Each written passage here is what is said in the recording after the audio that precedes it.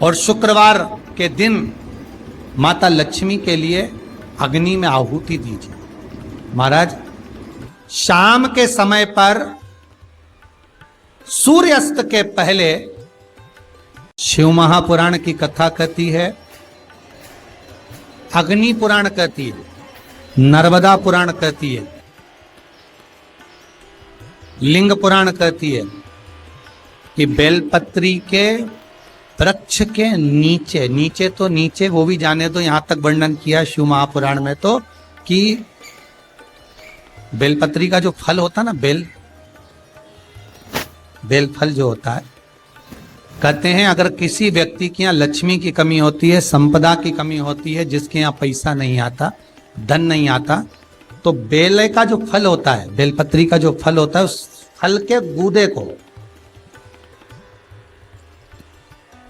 बेलपत्री के फल का गुर्दा निकाल लो, सुखा लो, गाय के घी में उसको डुबो लो और शुक्रवार के दिन माता लक्ष्मी के लिए अग्नि में आहुति दीजिए।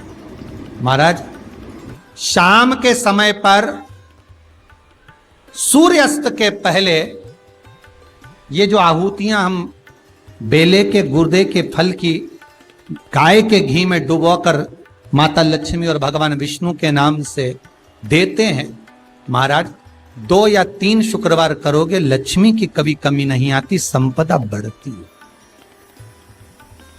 एक प्रयोग और कर कर देखना, कभी अगर मौका मिले आपको तो प्रयोग कर कर देखिए।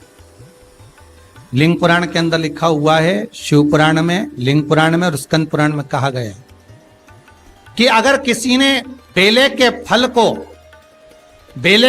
का अगर थोड़ा सा भी गुर्दा पाया है, बेले के फल को खाया हो या बेल का रस पिया हो या बेल के फल का जूस पिया हो, अगर वो व्यक्ति का अनायास किसी कारणवश प्राण भी छूट गए हो, तो शिव महापुराण की कथा कहती है कि 27 दिन तक वो बेल के फल का रस उसके नस नस में रहता है, तो उस व्यक्ति को यम नहीं छूते, वो कैलाश पर निवास करता है। मर भी जाता है तो अधोगति में नहीं पड़ता, नरक नहीं भोगता, वो बैकुंठ पद का कामी हो, बैकुंठ का निवासी।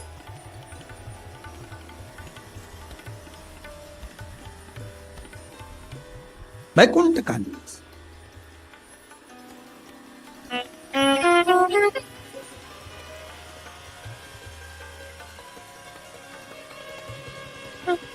ये जो शिव जी को चढ़ती बेलपत्री हुई, शमी पत्र हुआ, मदार का पुष्प, आंकड़े का जो पुष्प हुआ, ये सब साधारण नहीं है साथ। शंकर का एक एक गुण तत्व ग्रहण करने वाले, शंकर का अनुमोदन करने वाले, शिव को एक एक वस्तु जो चढ़ने वाली साधारण नहीं।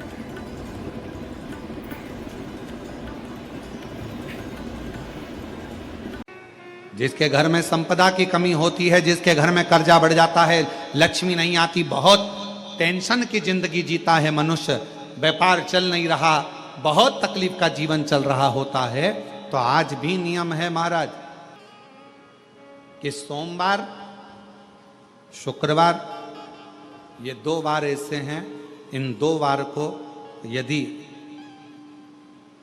कटोरी में थोड़ा सा शहद रखकर, मधु रखकर, यदि लक्ष्मी जी का स्मरण किया जाए और माता लक्ष्मी जी का स्मरण कर कर एक लाल पुष्प उस कटोरी के सम्मुख में माता लक्ष्मी का नाम लेकर रखा जाए और बाद में वही शहद, वही मधु और वही पुष्प सोमवार का दिन और शुक्रवार के दिन लक्ष्मी का पूजन कर कर, स्मरण कर कर, दूसरे दिन शुक्रवार के दिन पूजन करें, शनिवार के दिन उस मधु का, उस पुष्प का विसर्जन करें, सोमवार के दिन पूजन करें लक्ष्मी जी का स्मरण कर कर, और मंगलवार के दिन अगर विसर्जन करें, 5 या 7 सोमवार या शुक्रवार को यदि आप मधु का भोग लक्ष्मी जी को लगाना प्रारंभ कर दें, शिव का नाम स्मरण कर कर, तो उसके घर में कभी संपदा की कमी नहीं होती, लक्ष्मी उस संपदा को बढ़ाती। महाराज, हम तो आपसे निवेदन पहले भी करे, आज फिर करते।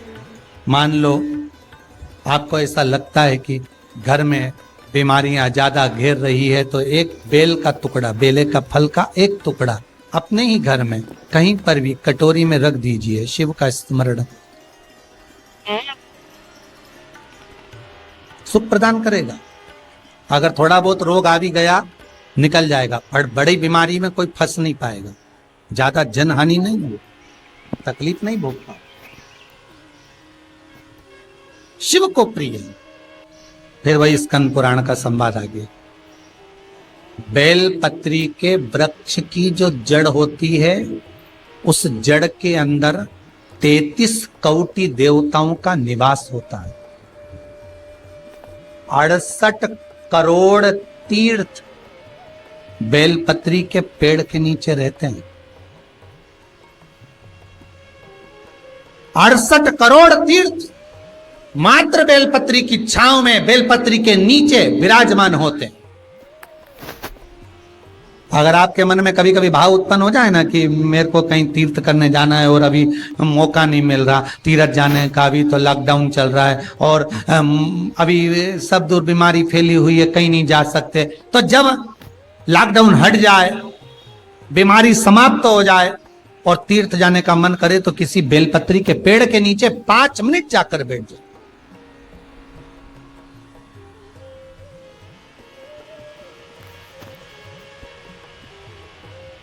और जप लो, श्री शिवाय नमस्तुभ्यम।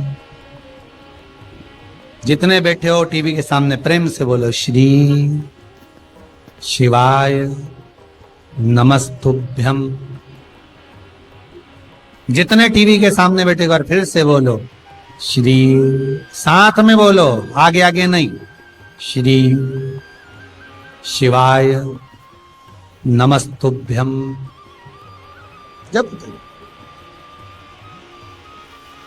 जब तुम्हारा मन करे मुझे चारों धाम जाना है, जब तुम्हारा मन करे कि मुझे काशी जाना है, जब तुम्हारा मन करे मुझे उज्जैनी जाना है, जब तुम्हारा मन करे कि मुझे ओमकारेश्वर, मुझे सोमनाथ जाना है, भीमा शंकर, बैद्यनाथ, मल्लिकार्जुन जाना है, केदारेश्वर जाना है,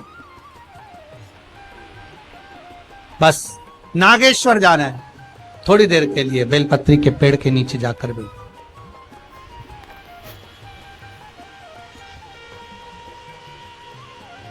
अड़सठ 68,000 तीर्थ सब बेलपत्री के वृक्ष के नीचे विराजे।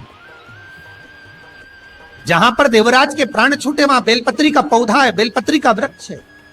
हिंदू धर्म में आज भी रीति है, मरने वाले व्यक्ति, अब तो ये कोरोना महामारी में ना गाड़ी में भरे ने लेकर चले गए और जला दिया, पर पहले जो नियम था शास्त्रार्थ के अनुसार, जब कोई व्यक्ति मरता था उसको कंधे पर लेकर जाते थे, तो ले जाने के बाद में बीच राह में एक स्थान ऐसा आता था जहां पर अर्थी को उतारते थे, विश्राम स्थल पर उस अर्थी को उतारा जाता था। और वो केवल विश्राम स्थल ऐसे नहीं होता था, वहां पर बेलपत्री का पौधा होता था, पेड़ होता था, उस बेलपत्री के वृक्ष की छांव उस मुर्दे पर भी पड़ जाती थी तो उसको यम की कैद नहीं भोगना पड़े,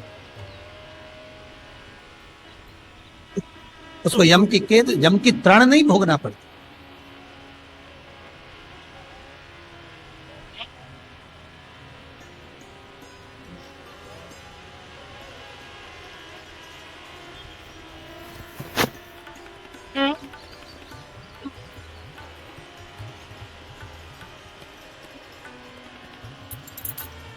इसलिए उस बेलपत्री के पौधे के नीचे उसको विश्राम दिया जाता है।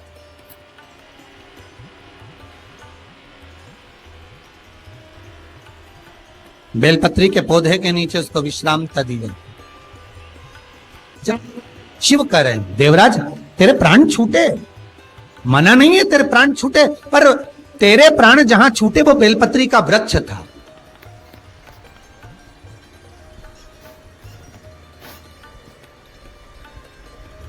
और अब तुझे यहां नहीं रहना है, अब तुझे कैलाश पर रहना है। तो कैलाश पर क्यों? शंकर भगवान बोलते हैं ये मृत्यु लोक जो है ना, पृथ्वी, ये भूमि जो है ना, ये मेरी निवास स्थली है, ये मेरा घर है। इसलिए शंकर भगवान ने, भगवान विष्णु ने जब कहा था, भगवान विष्णु जब शंकर भगवान से बोले कि मैं आपसे मिलने आना चाहता हूं, तब शंकर भगवान बोले आ जाओ। तो भगवान विष्णु पृथ्वी से एक हाथ ऊपर पांव रखकर चल रहे थे। तो शंकर जी ने पूछा तुम पांव जमीन पर क्यों नहीं रखते, पृथ्वी पर रखो। शिव जी मैं पांव पृथ्वी पर नहीं रख, क्यों? नहीं नहीं नहीं नहीं, मैं पांव पृथ्वी पर नहीं रख सकता। आखिर क्यों? शंकर भगवान से भगवान विष्णु कहते हैं पूरी पृथ्वी पर छोटे छोटे कंकर नजर आते हैं, हर कंकर में मुझे शंकर नजर आते हैं। जब कंकर में शंकर दिखेगा तो मैं पृथ्वी पर पांव कैसे रख सकता हूं? शिव जी बोले, भाई नारायण भगवान विष्णु से बोले, है नारायण अगर आप इतनी दूरी बनाकर रखेंगे तो फिर हमारे करीब में कौन आएगा? हम चाहते हैं कि आप हमसे मिलकर रहें, हम आपसे एक क्षण की दूरी सहन नहीं कर सकते। आप हमसे चिपक जाएं, लपट जाएं, आप हमसे रम जाएं, हम आप में रम जाएं।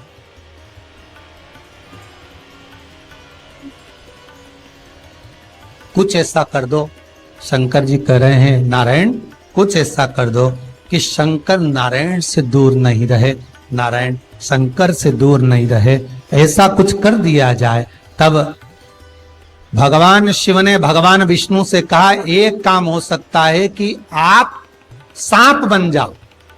भगवान विष्णु ने पूछा मैं सांप बन जाऊं, क्यों? शंकर भगवान कहते हैं सांप बन जाओगे तो मैं गले में आपको डालकर रखूंगा, आप मुझसे चिपके रहोगे, मैं आपसे चिपका रहूंगा, आप मुझसे लगे रहेंगे, मैं आपसे लगा रहूंगा, दूरी नहीं रहेगी एक क्षण की भी। और भगवान विष्णु सर्प बन गए, भगवान विष्णु सांप बन गए, सांप बने भगवान शंकर ने। भगवान विष्णु जब सर्प बने और सर्प बनकर भगवान शंकर ने अपने गले में भगवान विष्णु को धारण कर लिया। आज भी शंकर भगवान के गले में जो सांप पड़ा हुआ है वो सांप केवल सर्प नहीं है, वो भगवान विष्णु का ही एक अवतार।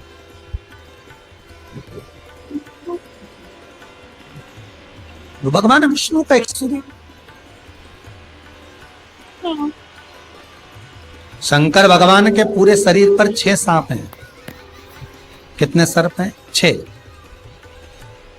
एक जो गले में है वो भगवान विष्णु का होता, 2 हाथ में, 2 भुजा पर, एक कमर में जो सर्प नजर आता है, ये शंकर भगवान की 5 लड़कियां हैं, जया, विशारा, सामरी बारी, 2 तली और देव। शिव जी की 5 लड़की।